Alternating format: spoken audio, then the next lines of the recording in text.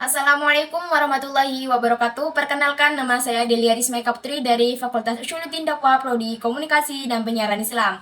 Di sini saya akan mereview hasil presentasi tentang definisi ijma, dasar hukumnya, rukun-rukunnya, macam-macamnya, dan objek ijma. Pertama yaitu definisi ijma. Ijma adalah kesepakatan yang disepakati oleh mujtahid muslim yang berlaku pada suatu masa tertentu setelah wafatnya Nabi.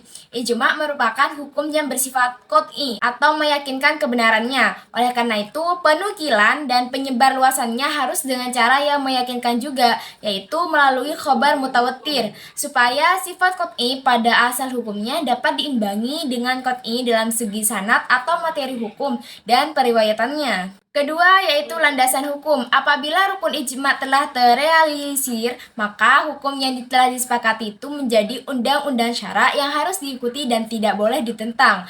Ia merupakan hujjah atau dalil dalam pembinaan hukum Islam.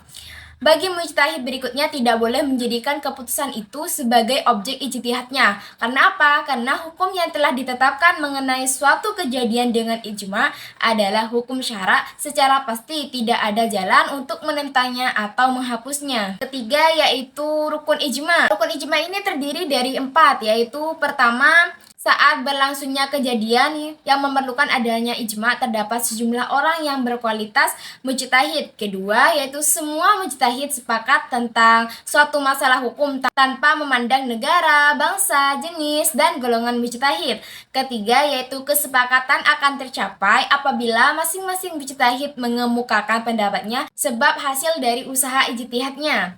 Keempat, yaitu kesepakatan ulama atas suatu hukum itu dapat direalisasikan. Selanjutnya yaitu macam-macam ijma. Pertama yaitu ijma shori, kesepakatan para mujtahid pada suatu masa atas hukum suatu peristiwa dengan menampilkan pendapat masing-masing secara jelas dengan sistem fatwa atau kodo atau memberi keputusan. Kedua yaitu ijma sukuti. Ijma sukuti yaitu sebagian mujtahid suatu masa menampilkan pendapatnya secara jelas mengenai suatu peristiwa dengan sistem fatwa atau kodok, sedangkan sebagian mujtahid tidak memberikan tanggapan terhadap pendapat tersebut mengenai kecocokannya atau perbedaannya. Yang terakhir yaitu objek ijma. Objek ijma ialah semua peristiwa atau kejadian yang tidak ada dasarnya dalam Al-Quran dan hadis. Peristiwa atau kejadian yang berhubungan dengan ibadah ghairu mahdah atau ibadah yang tidak langsung ditunjukkan kepada Allah Subhanahu wa taala. Bidang muamalat, bidang kemasyarakatan, atau semua hal yang berhubungan dengan urusan duniawi tetapi tidak ada dasarnya dalam Al-Quran dan hadis. Sekian hasil review dari saya. Wassalamualaikum warahmatullahi wabarakatuh.